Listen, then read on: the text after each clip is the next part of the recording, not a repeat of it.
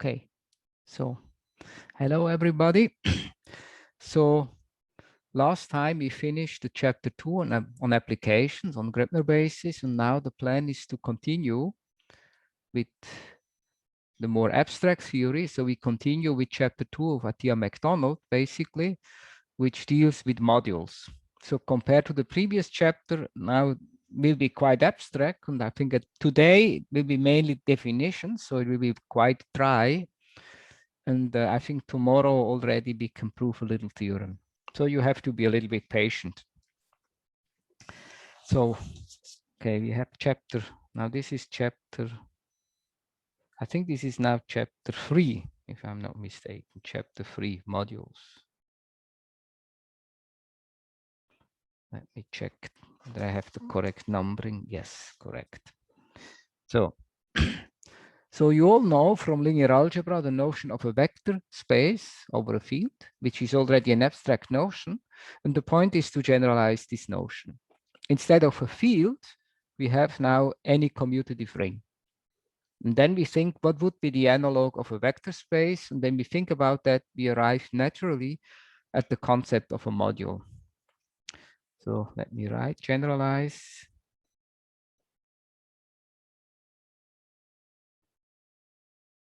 Notion of vector space. M over a field K. Okay, by replacing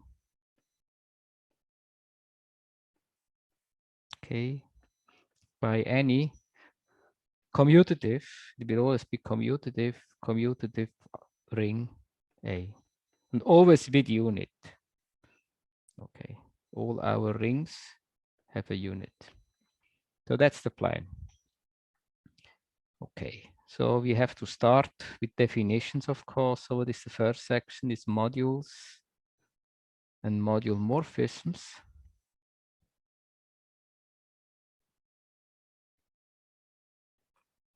Okay. So we have to give the definition. If you ever think what I'm telling you is dry and boring, then you have to keep in mind that mathematics, I mean, really lives from the abstraction. So definitions are really an important part of mathematical theories. Very important, okay? So it's important to isolate these concepts. So I fix some ring. As usual, commutative with 1. And what is an A module? Can I ask a question to Sure. the definition? Is Yes. it, do we think about modules with not commutative rings, or doesn't that make sense for a specific reason? Of course, it makes sense, but I will not do it. Right. So if you have a non-commutative ring, yes, you can study module. Sometimes people say left module, right module. One can do that, sure. And it makes sense. And this is also interesting and important, but I don't want to do it here. Okay. So an A module is an abelian group. So if you write all the axioms down, it's quite overwhelming, but we already have some concepts that make it easier. So we have an abelian group M. So we know what that is, on which A acts linearly. And I will make precise what this means. On which A acts linearly. Okay, so this is a high-level description now, but now comes the precise description. So what is this? So the module consists of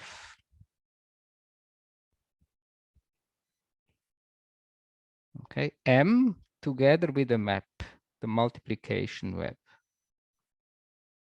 with a map.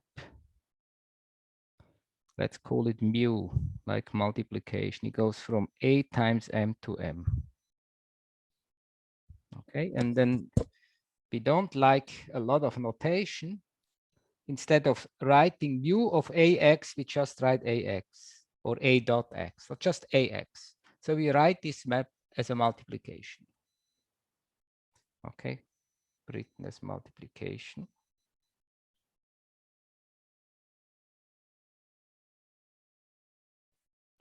Okay, such that now here comes the axiom, such that the following axioms are satisfied, such that following axioms so hold. Okay, now what I write down, you will immediately recognize these are the same axioms as for vector spaces.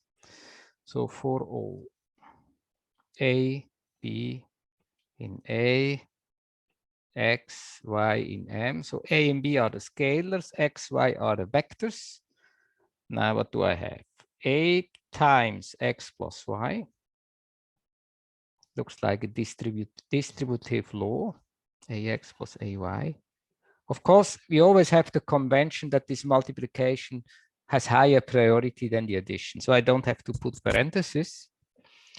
A plus B times X is AX plus BX.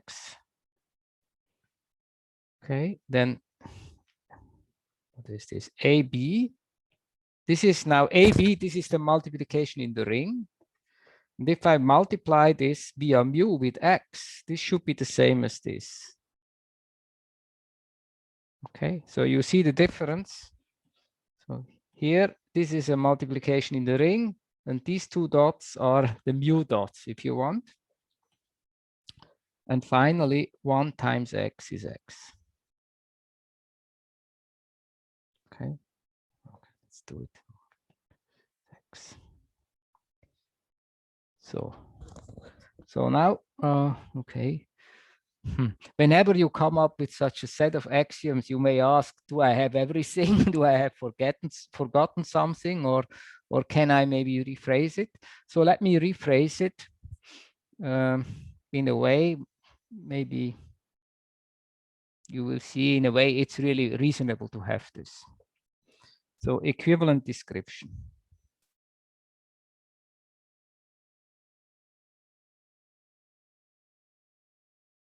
Okay. Description.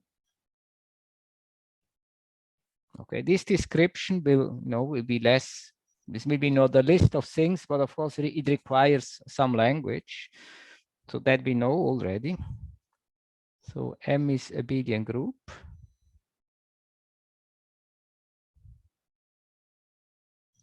Together with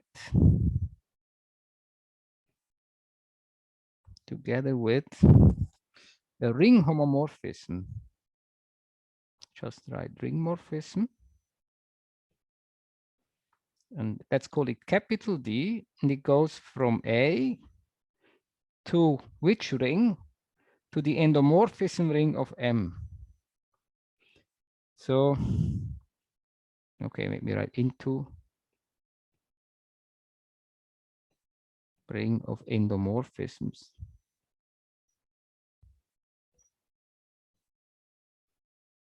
So what is that? I mean, M is an abelian group. We know what is an endomorphism of a abelian group, okay? A group homomorphism from N into itself.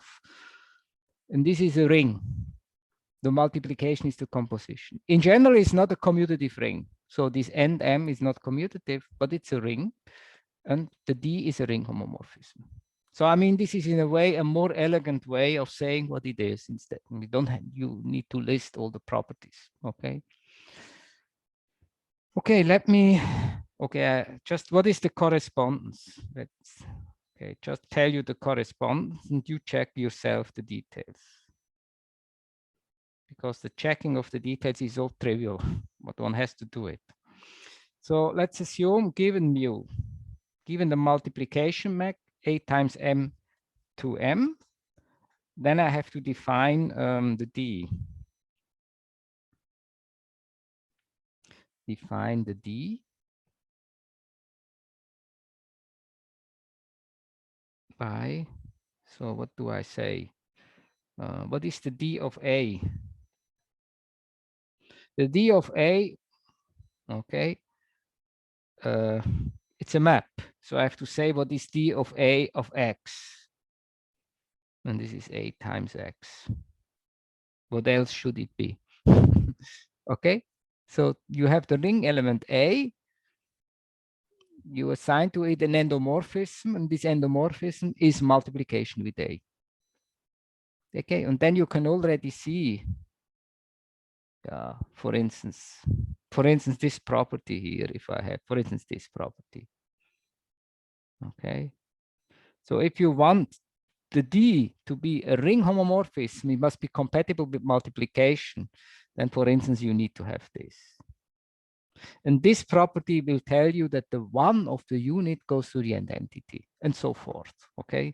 And this property, I mean, you need all the properties. I mean, for this property you need in order to make sure that the multiplication with A is a group homomorphism, okay? And this property expresses that the map D is additive, okay? So, I mean, it's exactly that. Okay, and the other direction given D, define mu by, maybe somebody can tell me how would I define mu? What is mu of AX?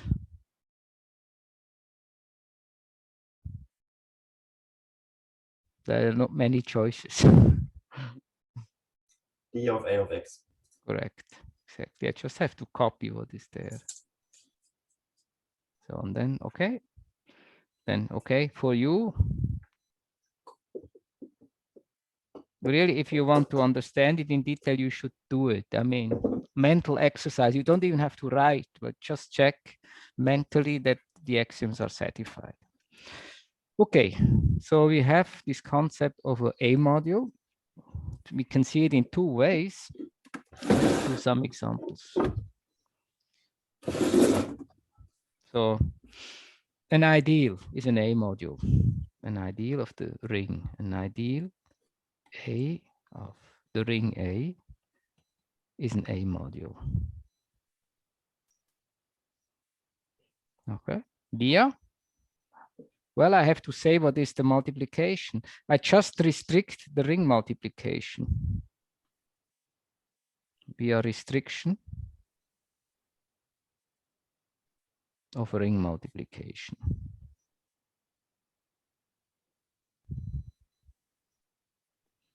Okay, so in fact, historically, the ideas were first. And then people realized it's too narrow. I need to have a more general concept. And then they came up with the modules.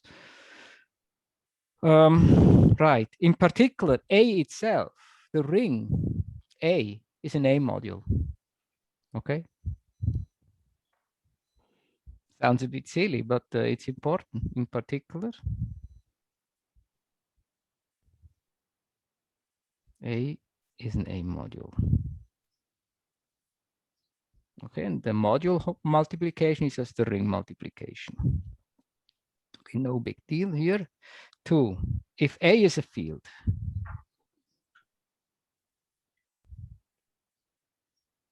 then I already note that A modules are just the same as vector spaces. Then if A is a field, then maybe it's good to write, sorry. Maybe that's right, A equals K, it's more intuitive.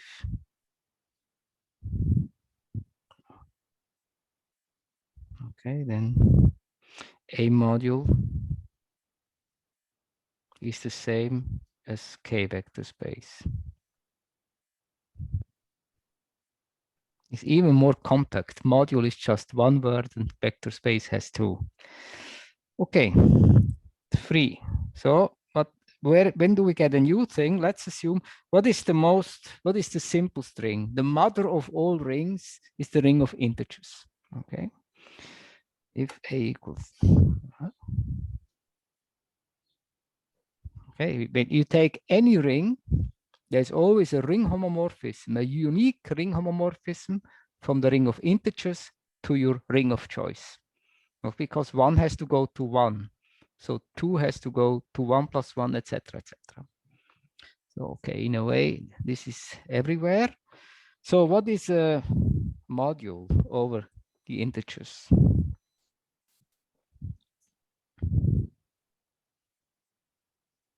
Z modules. are the same as, I should have, yeah, same. So let's think. So on the one hand, we have the abelian group M, okay? Now, but how about this multiplication? Do we have any choice?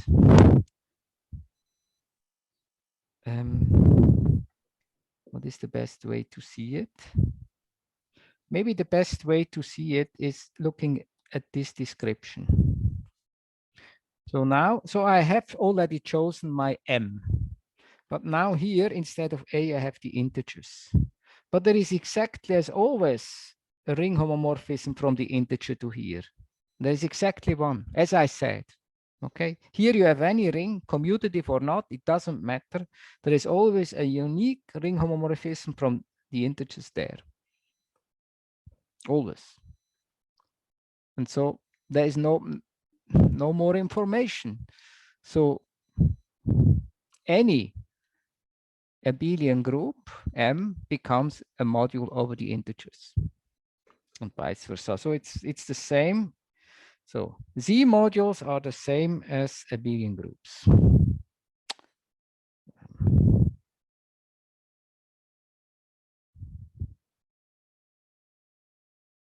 Okay. So maybe additional explanation, less highbroad. One, I mean, what it would be the multiplication? Let's say n times x.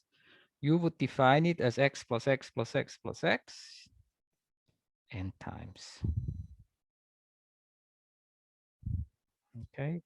And so assuming n is positive, like if you have -1, or you would say -1 times x is minus x, and then everything is defined.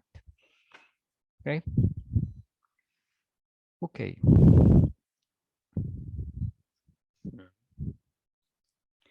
Good. So,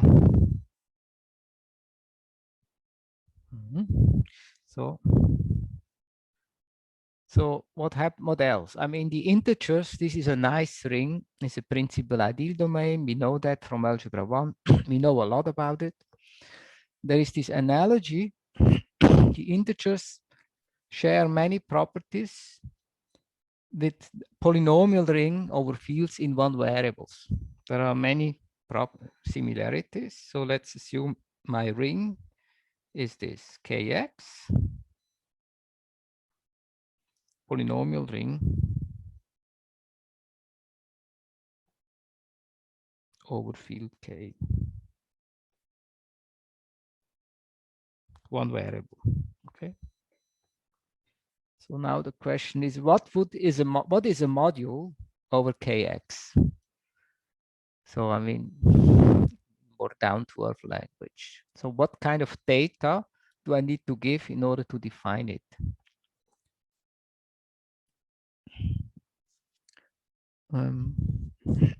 Of course, I need the abelian group M. But then I think, right, maybe I don't want to mess up my, I can still do it. So now here, okay, I will erase it afterwards. The A is this polynomial ring. And I have to think, how do I give D? Well, I have to say what is the image of X. So it will be an endomorphism of M. Okay. But once, okay, I have this D of X.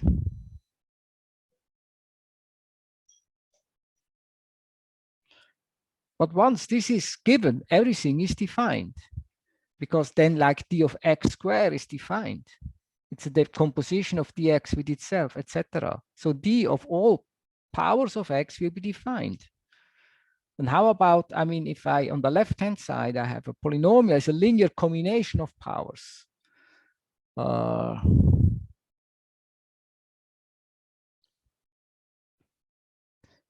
Okay. Now, how about the scalar multiplication?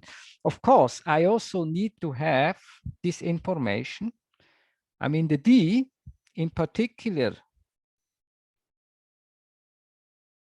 gives me a ring homomorphism from K to end M. And what's that? This defines a K vector space on M. It's a K module structure. Okay. So the M should be, so this information tells me M as a K vector space. Okay. And then in addition, I need D of X, an endomorphism, and that's all. So the upshot is, or summary is, a module over Kx is the same as a K vector space M together with an endomorphism. Okay, so you're right here. An A module, or let's say a Kx module,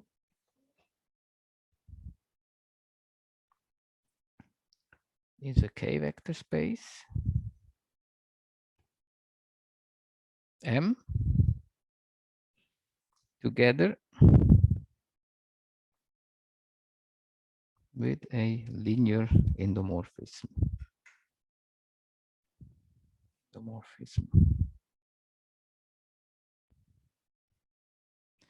Okay, let's call this guy phi.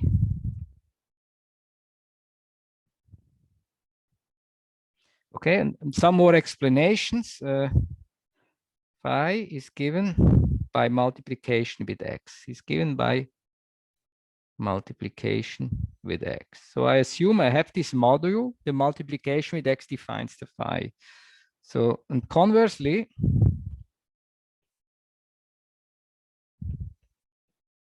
given phi, define K algebra morphism. Okay, this is unreadable, sorry.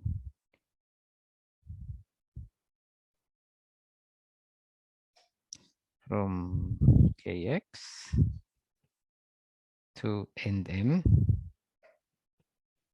Okay, call it D by requiring that the dx equals phi. That's okay. It may sound a little bit strange, but this is not. This is actually useful. So, right. So there is a theory. I will not do it now, but for instance, one can classify all finally generated Kx modules. Okay.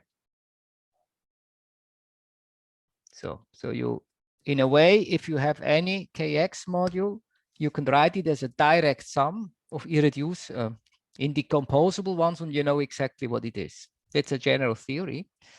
Actually, you can do this over any principal ideal domain. And then what does it give you? Just to, for instance, the field K is the complex numbers. So you classify the modules over Cx. You arrive at the Jordan normal form. Okay, I will not explain it right now, but just want to show you this is actually useful.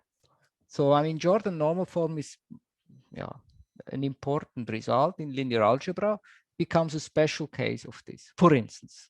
Okay, or there is a theory, if I'm here, or as a special case of this classification result, you get the classification of finally generated abelian groups, because you know what are finally generated Z modules. Okay. Okay. So these are the simple examples. I mean, these are simple rings. The integers, Kx, in a way, these are principal ideal domains. They are in a way very simple. But when we do commutative algebra, we have to deal with more general rings, and this is more complicated. Okay. Right. So, okay. So when we do mathematics, it's as we know now, it's not just about defining objects. You always have maps between these objects that are morphisms that preserve the structure. Okay. So we have to define what that is. What is a module homomorphism or an A linear map? So, okay, so I have, let's assume I have two A modules, let M and N be A modules. Okay, so a map, A map, so let's call it F, same notation as in Mathieu McDonald, from M to N is called A module morphism, but that's a terribly long word. I think I will only write it one. Much better to say A linear, much shorter. Okay, so let's say A linear, A monomorphism. If, I mean, if you if you have seen this in some examples, then you will know what I write. It's completely canonical. For all X, Y in M and A in A, the only thing that you will not know which symbols I choose to denote what's going on. But you want to say f of x plus y is f of x plus f of y. So it's additive. The map is compatible with the additions. Okay. And f of ax is a times f of x. And I mean, it's clear you are not beginners, but clearly you understand here, this is the addition in M, this is the addition in N. This is the multiplication in M, this is the multiplication in N. But if we don't write this, otherwise it would be a mess, okay? Okay, but that's what it is, okay? So in other words, I can also say this condition here just expresses F is a group homomorphism, and then I have this additional property. Okay, that the scalar multiplication commutes with F. Okay, so it's clear if A equals K, a field, then this is the same as a K-linear map. Then A linear is, I mean, it's a bit stupid, it's K-linear. It's this, the concept that you'll learn in linear algebra. It's exactly that. Okay, so more I just interrupt. If there are questions, please interrupt me. But probably there are none.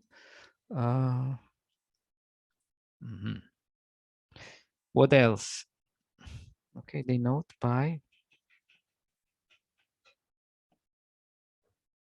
hom AMN. So this is the set of A module homomorphism. Set A module morphisms from M to N. Okay, now this is not just a set. Let's check it becomes a module. Can be turned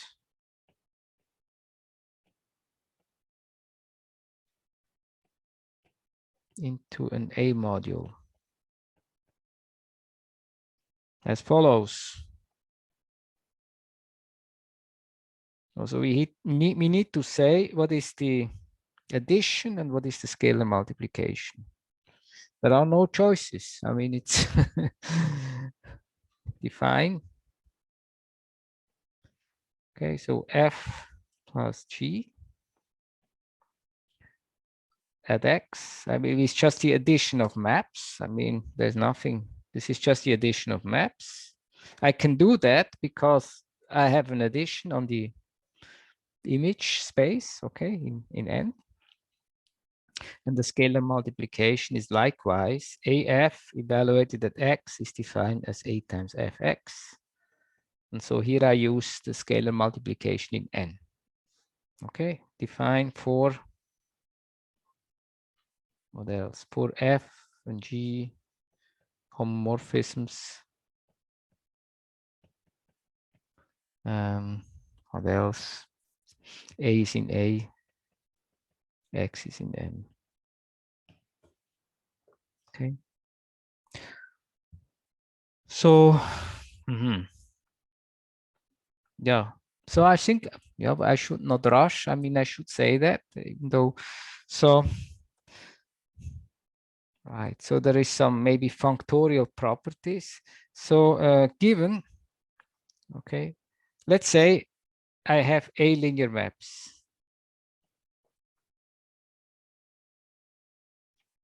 U from M to M prime and V from N, sorry, I want it the other way around.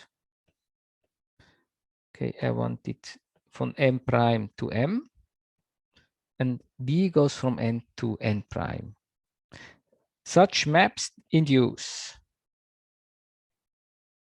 I claim this induces A linear maps. Okay, I have one from hom A Mn to hom A M prime N. How does this work? Well, it's just pre-multiplication with U. So I have an F, it goes from M to N. So I can first do U and then F. I compose. I get the homomorphism from M prime to N. Okay, I can do that. Very easy to check. It's trivial to check that this map is a module homomorphism. And I can also do it the other way around. I do a post composition with V. So I go now from M to N prime and F, I map to first F and then V. So induce which are itself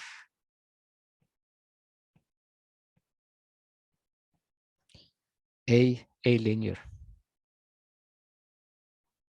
A linear. And this means itself if it's unreadable.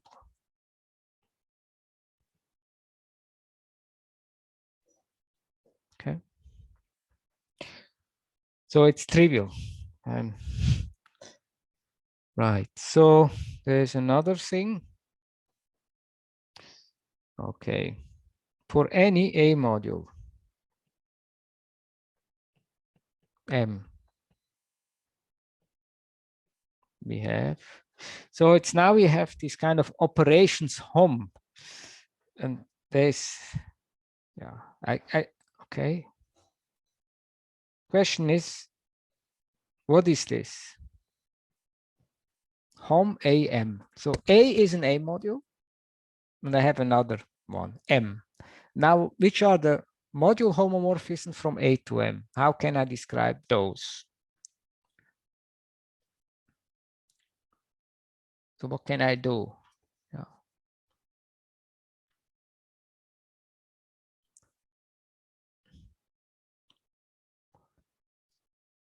What are the choices?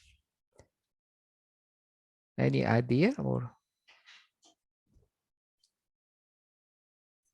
I don't know, maybe you can use this scalar multiplication.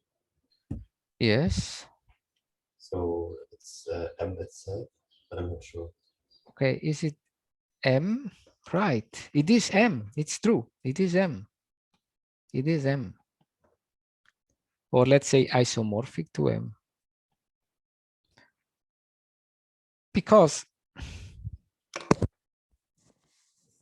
okay, if you have a homomorphism from A to M, the one of the ring has to go somewhere to some element of M, okay? And once this is fixed, everything else is defined because it's A-linear. And this correspondence is, you have to check, is A-linear. So let me write something, but indeed, I don't want to be too formal, otherwise it's boring. Indeed, any A-linear map F from A to M is uniquely determined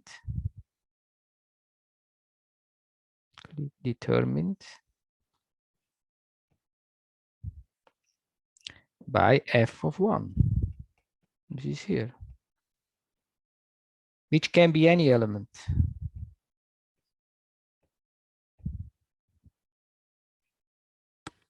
of n. Can be anything. So this gives a bijection between this hom A, M and M. But then immediately to check by the definition I defined the by the way I defined the operation, that this bijection is an isomorphism of modules. Okay, so hom A, M is M. Good. So, okay, so in a way it says this A is like a neutral element with respect to this hom functor, if you want. Okay, what else? What else do we have to look at? Many things. So what is this? If I look at hom of, okay, if M equals N, so I look at the homomorphism from M into itself. These are the endomorphism. So this is usually not written hom, it's written end.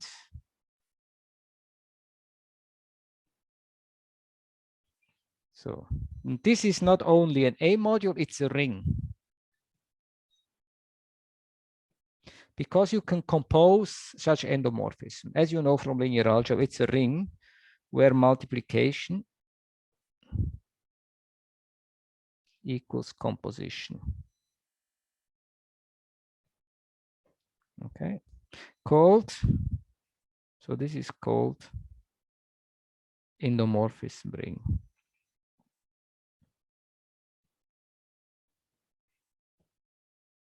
Of A.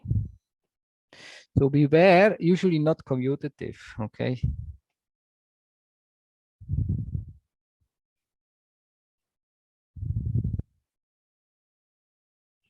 So even if you want to do commutative algebra only, you may encounter this, and it's not commutative. It's like you know it from linear algebra. You have a vector space, the endomorphism ring is not commutative. Okay. Okay. Right. What do we have? Okay. We have a canonical ring morphism.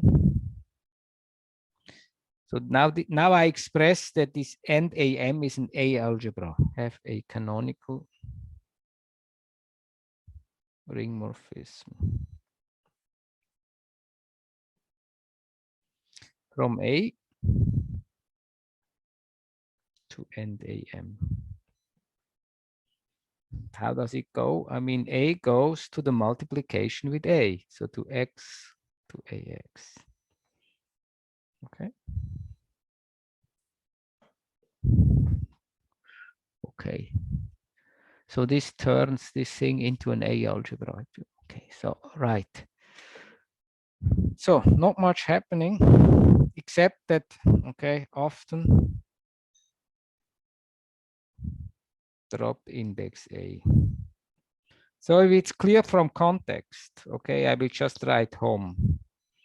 Okay, if I write hom, it could also be the homomorphisms of the groups, okay? But usually I mean this if I talk about modules. Just save some notation. Okay. So what do we have? We have modules. We have A module homomorphisms. So now what are these basic notions and constructions? We need to say what is a submodule. We need to know what is a factor module. Okay. Very basic. Very analogous to, you know it from linear algebra. I think you have seen it in the world of groups. Now we have it in the world of modules. Okay. There are even, I heard there are some professors, they think that it's good in the first semester when you teach linear algebra, you can do it over modules. I mean, then you can save some time, you know, you just do it once, once and for all, but maybe it's not a good idea. I mean, you avoid repetition, but we do it now. So submodules. Okay, you can even do it for modules of non-commutative rings, then you save even more time. Submodules and quotient modules.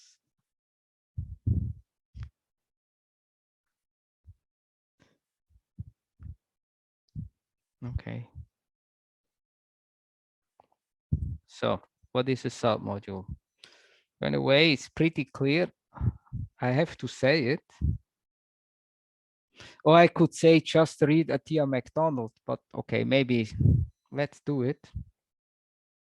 A submodule M prime of M.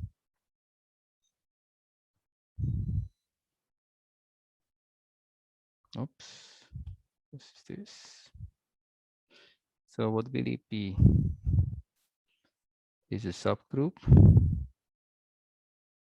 I'm pretty sure I could ask you, tell me what I have to write, and you could do it because it's completely clear. Is a subgroup of M, which is closed under multiplication with any element of the ring.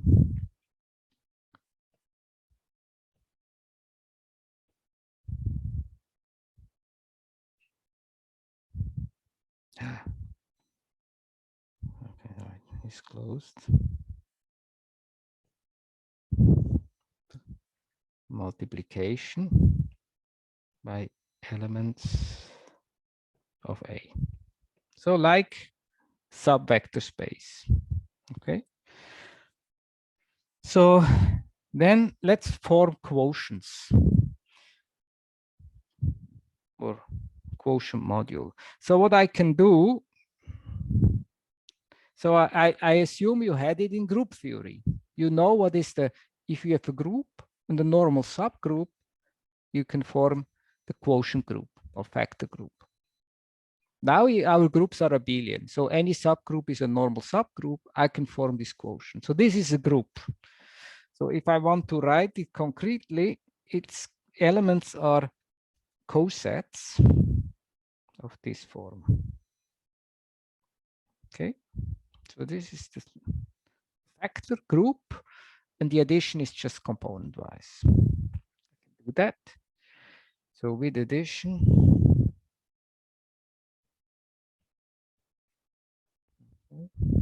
x plus m prime.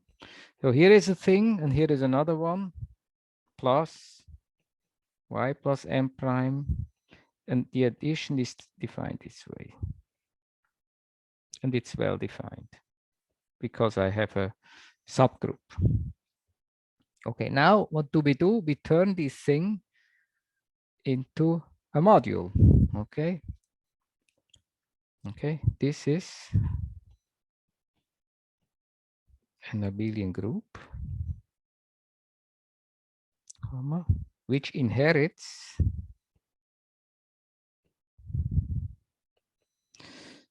an A module structure from M.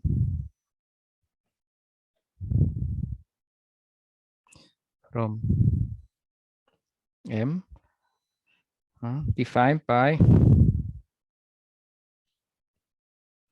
so what do we say? I have an x plus m prime multiply with A. Well, I would just say it's ax plus m prime. That's the definition. And this is well defined.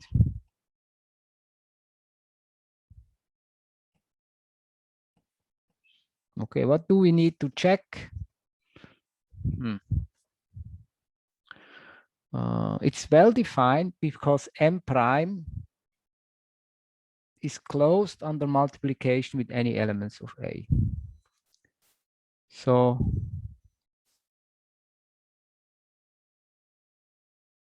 is that clear? So Yes, if x minus minus y is in M prime, then also A. right, exactly that. So it's well defined. So one calls this thing M mod M prime the quotient or factor model, the quotient factor module of M by M prime.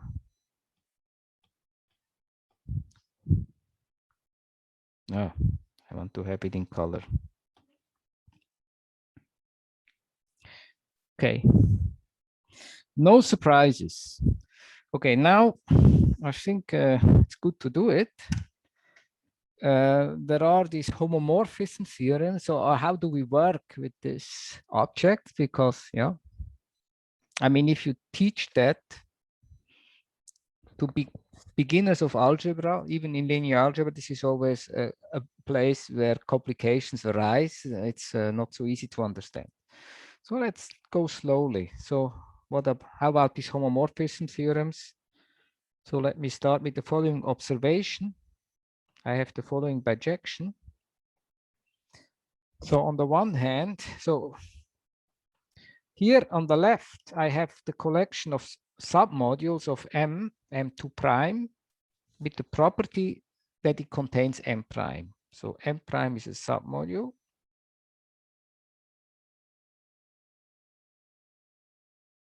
And I want that M prime is contained in M2 prime. So I assume I have M, my submodule M prime, and I look at this collection of modules lying in between. Okay, in between. And what do I? So this is a 2 prime. Okay. And then I can view this. I have a bijection of this set with the collection of submodules of the factor module. Collection of N and submodule of M divided by M prime. 2 prime. M prime. M prime. Okay. I found a typo in my notes. Let's fix it. Okay. And how does this go? Well, pretty obvious. If I, there's something important that I forgot to say. Okay. Let's move this down. No problem. So very important, these factor modules, they never come alone, as I said. They always come with a canonical module homomorphism. Okay. So we have this canonical map. Usually pi from M to M mod M prime. And what does it do? It maps X to the coset of X. This canonical map, okay, is a surjective A linear.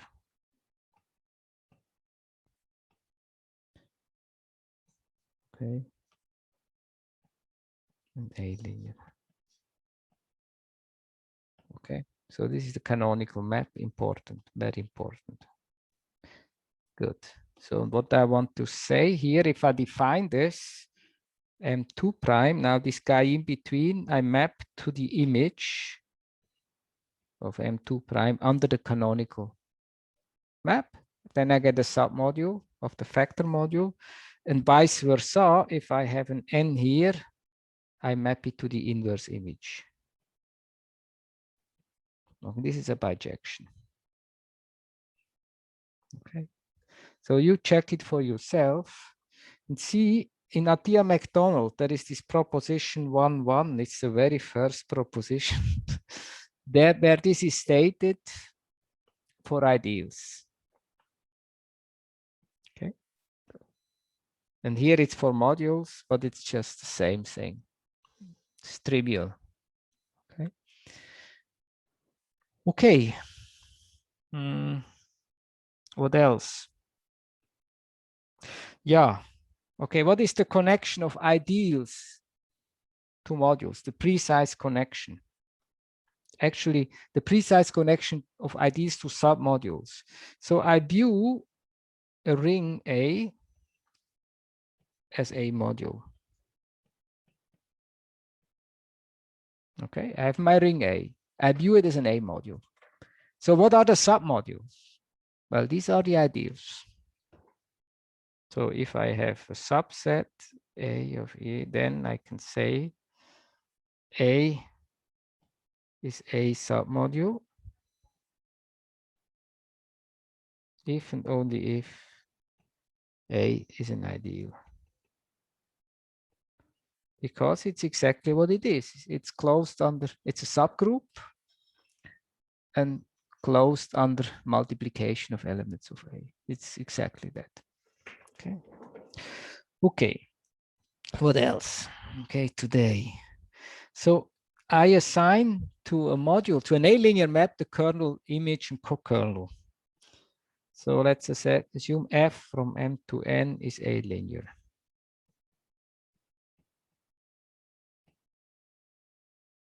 Then there is the kernel of F. Consists of those elements that map to 0. We know that as well. This is the kernel.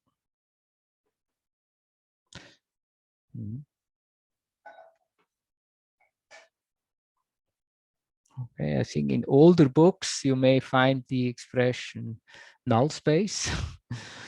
There is the image. Like in analysis, sometimes instead of image, people say range. Range and null space is also common. So this is F of M. It's the image of F. Kernel and image. There is also, yeah. These are, okay, submodules of M and N respectively.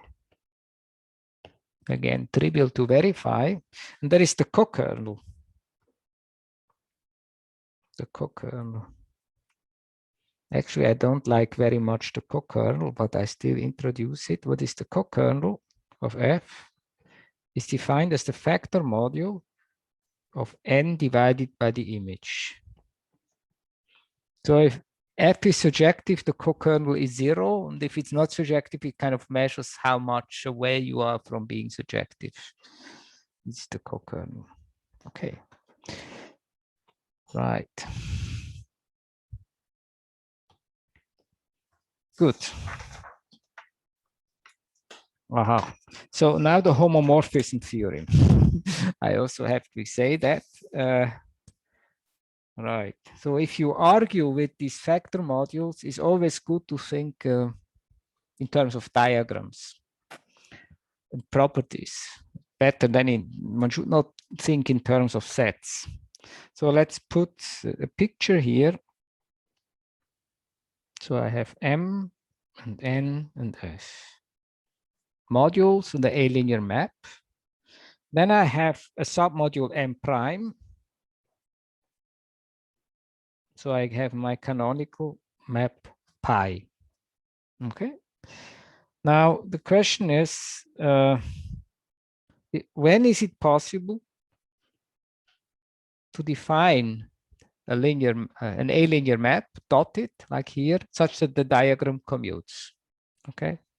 So commuting diagrams sometimes I indicate with this symbol, and you know this means first this, then this. Okay. First this, then this should be that. This means the diagram commutes. Well, and this is the case if and only if M prime is contained in the kernel of F. So we write this, given F from N to N, A linear. And the submodule M prime of M, such that M prime is contained in the kernel of F. There is a unique A linear map, maybe F twiddle, going from the factor module to N, such that diagram commutes.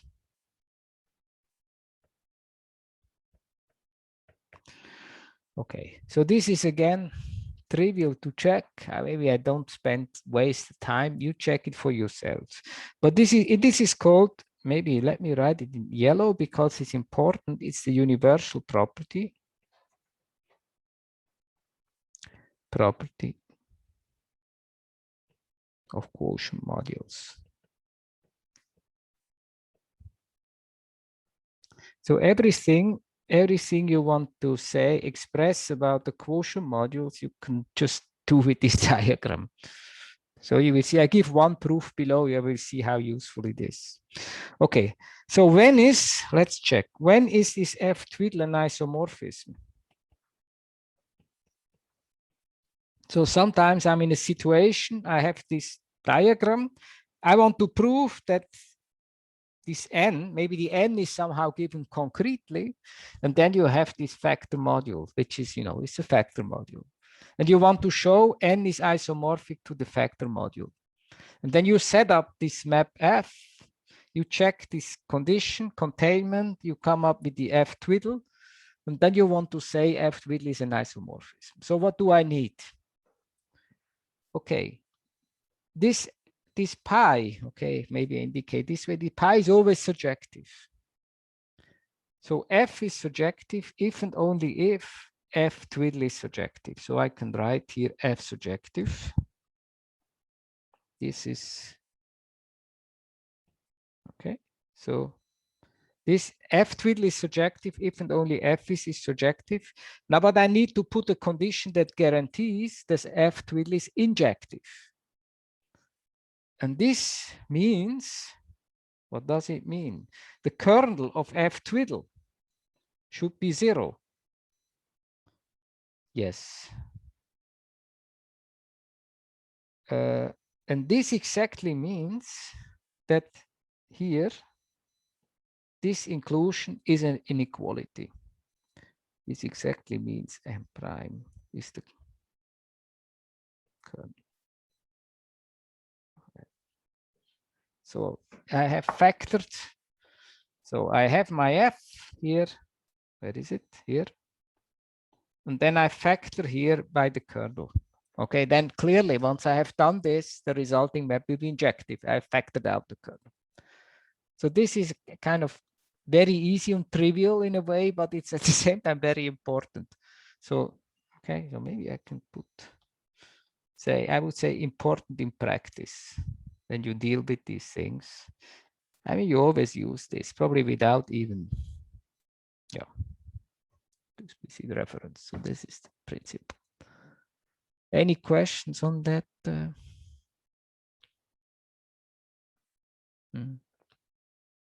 This is, I don't know.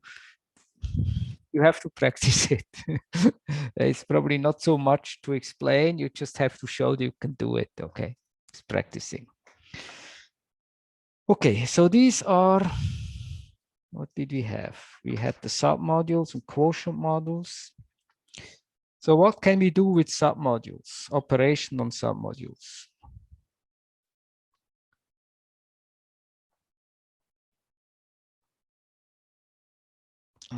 Submodules. So we had a discussion last week on operations on ideals. Now, what can we do with the submodules? Well, similar things. So I will extend what I have defined already for ideals. So, okay, so M is my A module. Then I have a collection of submodules. It's not necessarily finite. So I assume my collection Mi is indexed by an index set capital I. It's a family of submodules.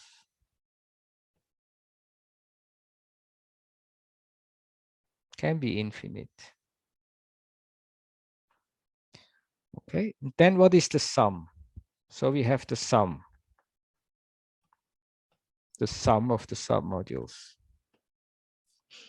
Okay, written this way, the sum symbol. Okay, what is it?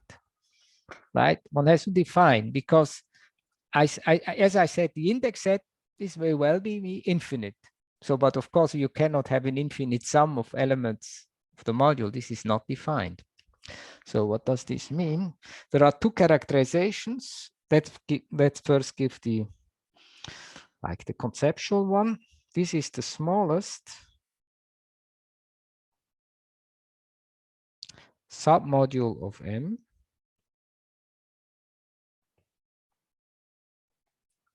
containing all the MI containing.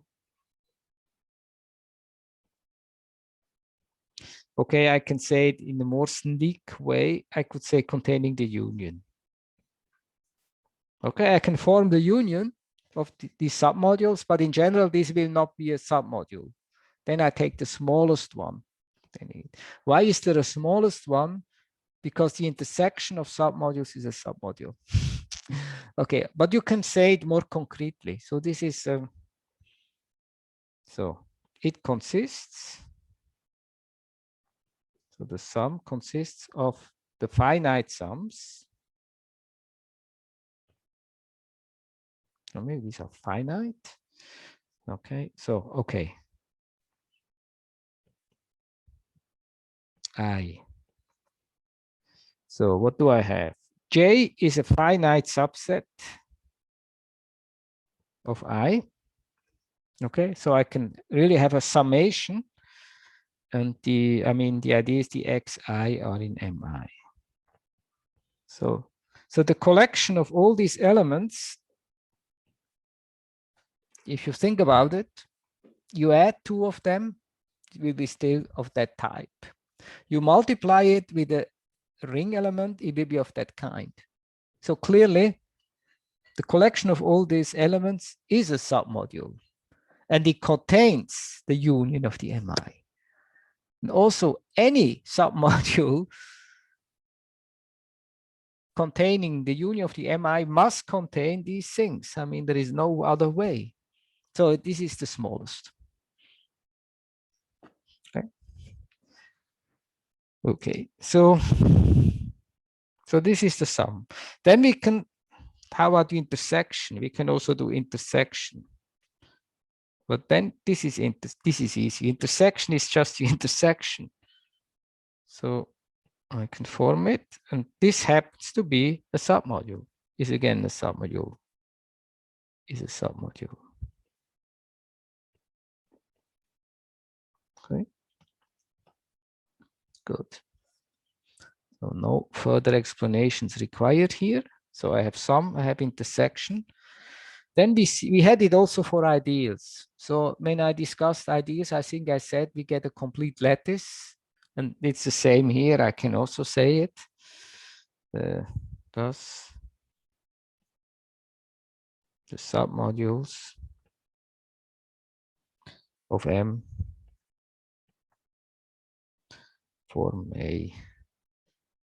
what is called the complete lattice. Is not super important, but I say it anyway, a complete lattice with respect to inclusion. So it somehow means that you have like something like greatest common divisor, least common multiple, something like that. So this is like you have a collection of submodules, you find the smallest one containing all those, like you approximate from above, but as minimal as possible, but you can also from below, okay? Then gives the intersection. Okay, makes sense, I think so. So, good. So I have a little proposition here. Proposition 2.1. I will even give the proof. So this is some homomorphism theorem. I never know. Some people number them, but I forget the numbering. So let's assume I have L containing M containing N, and these are A submodules. So I have an A module and submodules too, and it's nested. Okay, then have canonical isomorphisms, canonical isomorphism. So on the one hand, okay, what do we do? Okay, the meaning of what I write exactly, I think will become clear in the proof. So I can form this factor module, L mod n. And then one has to think a little bit to understand that M mod n is a submodule of it. M mod n is a submodule of it. I mean, when I write the proof, it will be completely clear. M mod n is a submodule. So I can find, look at the factor module. So now I have this funny looking thing. It looks like a Doppelbruch in German, whatever this is, double fraction. And this is canonical isomorphic to L mod m. And if you want to remember it formally, it's like if it were a fraction, you clear the n. Okay, like erweitern mit n if you want. Formally looks like that. Okay, but of these are not numbers. Okay, these are submodules. Okay, what else? Second claim. Okay, if M1 and M2 are submodules of M,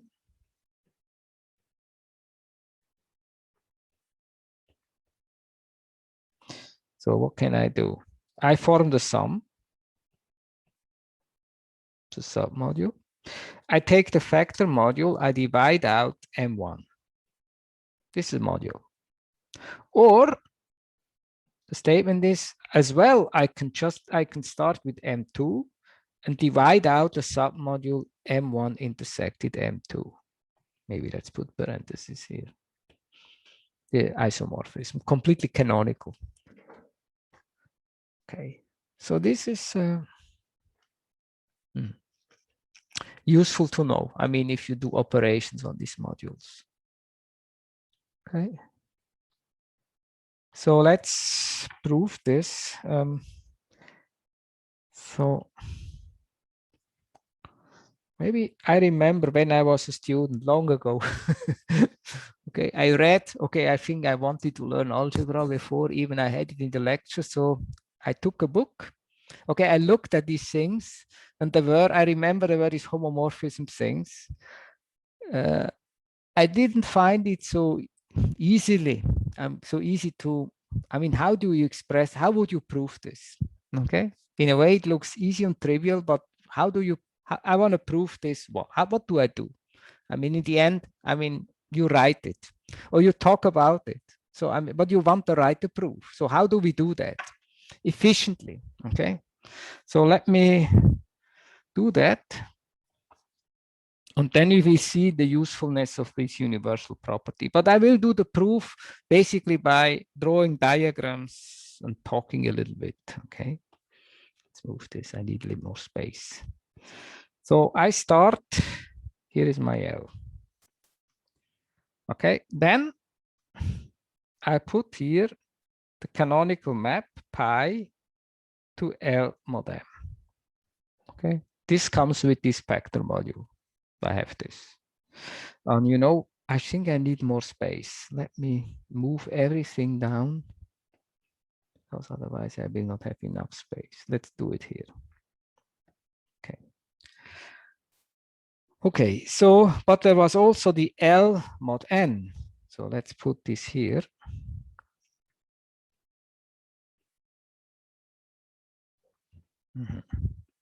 So now one can see that the n was contained in M.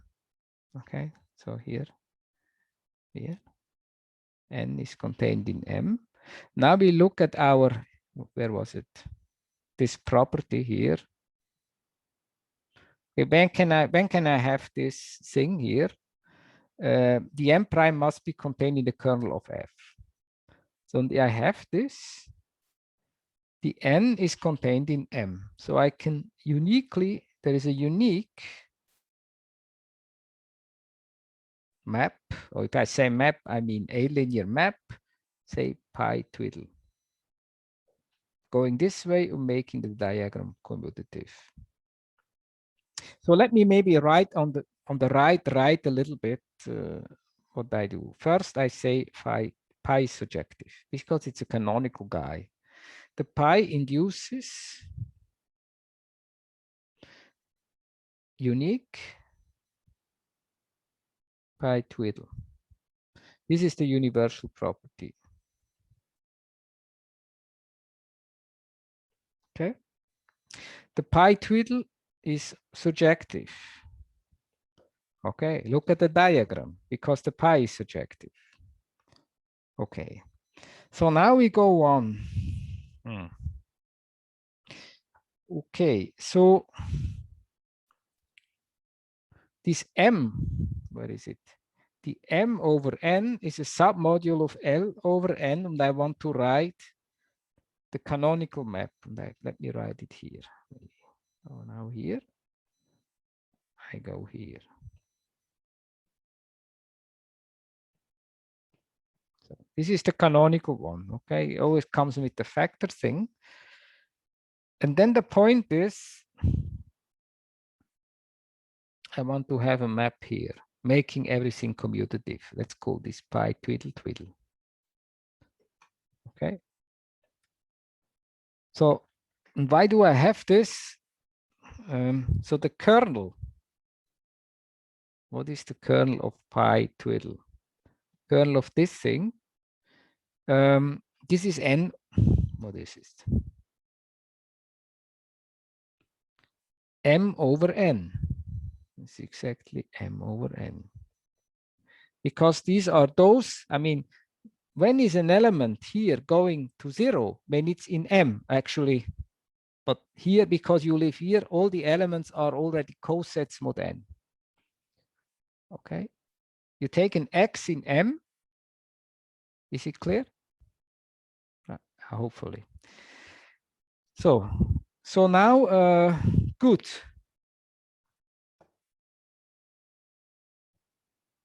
So I can get, so thus I get my pi twiddle twiddle. I'm always applying, I mean, all my argument, I'm applying these principles, you know, several times. This is my only principle. I only use that.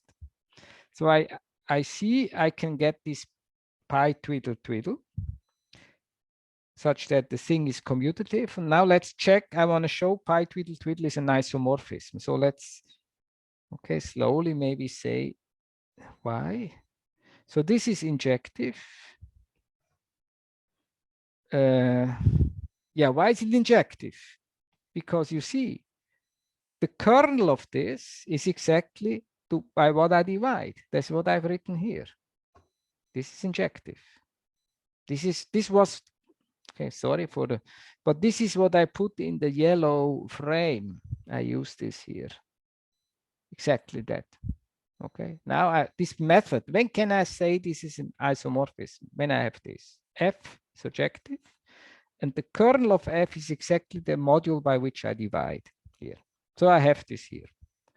Okay, so this is, okay, it's injective. And the thing is also surjective. You wanted to write another trivial for the. Sorry, I did not understand it. I think you wanted to write two triggers. This is in fact true. Okay. Thank you.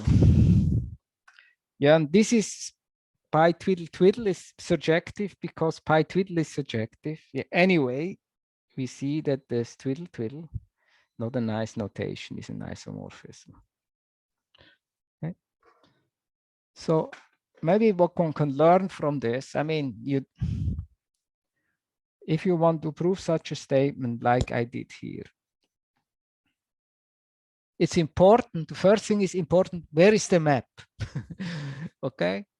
I write there is a canonical isomorphism. So even I did not precisely define what this means, but the meaning is somehow there is the map is completely natural.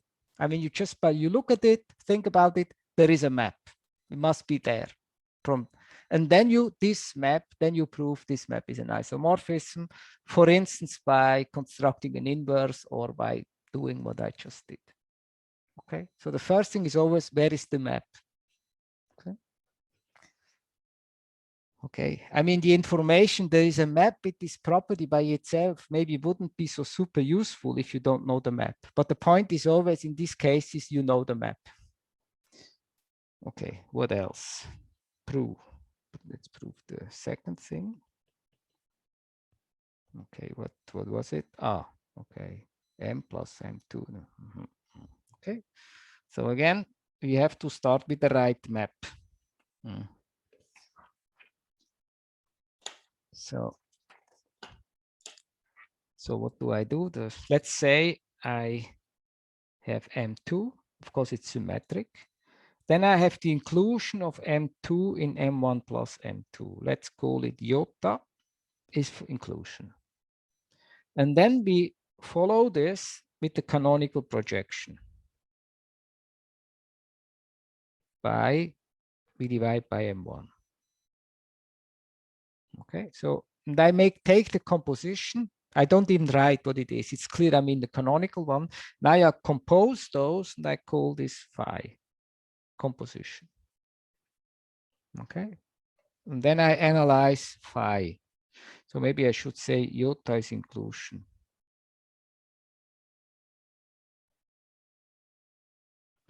Okay, so what is the kernel of phi? Right. Those elements, well, when you do the inclusion, nothing happens. And then you get to 0 when you were in M1. So the kernel is M1 intersected with M2.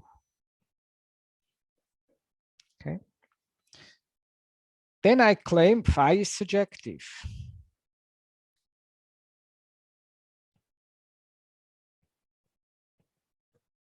Why?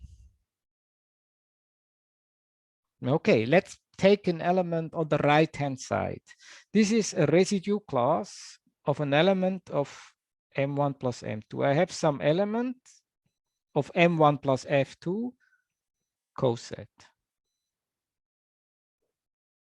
Okay, but then the X1 you can absorb in the coset. Okay, so you see this element actually, this thing is coming from X2 because the X2 is here. It goes here.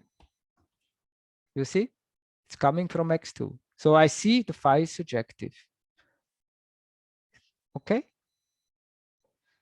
Somebody nods. So what do I get? Now we are in this good situation. Ah, okay. So we have now phi is surjective. Okay, now I can. Okay, I don't want to mess up the picture. So I write it here. I get an isomorphism. I could write the commutative diagram, but this would mess up the picture.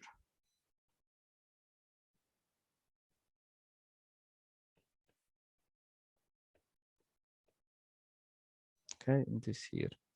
You see, actually, maybe I write it, but then, okay. Because in a way, okay, maybe here. You have the canonical guy going this way, okay? And then it factors. And this is the isomorphism, which I wrote horizontally. That's what it is. Okay. Yeah.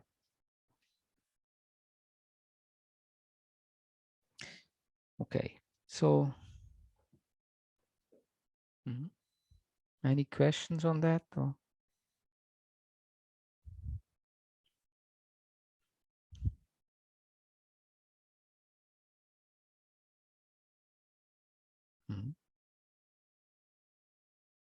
No question. I mean, it's basically the same as in group theory. As in group theory. Yes, we just have to. Yes, it's completely the same. In group theory, you have to pay a little bit attention. So you have normal subgroups or I mean, etc. Otherwise, you don't deal with groups. Otherwise, it's the same. You know, there is even an area, a subject is mathematics is called universal algebra. I don't know whether I can recommend it, but there you do things, it's just in fullest generality. I mean that clearly there are some principles here that work in whatever setting you can ever think of. It's completely general. Okay, so if you have seen it in one or two, then have seen everything. But still it's important to this kind of thinking. Okay. Right. Maybe it's interesting to think of when, okay, when people started in mathematics to use this language of the maps with the arrows and this was not always the case. So I think in the 1950s, for instance, or even before, people didn't do that, I think. I mean, they thought of it, but they didn't write it. Okay, they knew what is a function, of course. I mean, f of x, but in the algebra, these, you know, these algebraic structures with the maps in between, this came a little bit later. Or for instance, is the area of homological algebra. I mean, it's all about, maybe I will not do it, but I will touch it a little bit. It's all about that. I mean, it's this categorical thing. You have the objects, you have the maps, completely general. Okay. Okay, so maybe good moment to stop, but let me tell tomorrow, what do we do on Thursday? Okay, I will, right, what is the annihilator of a module?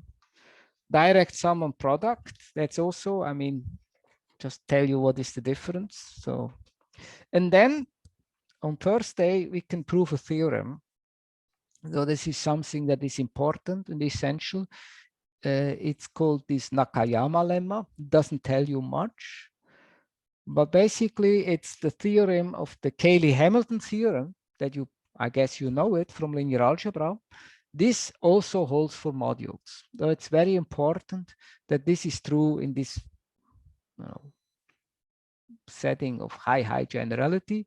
And this is, I think, in a way, it's already a little bit deep.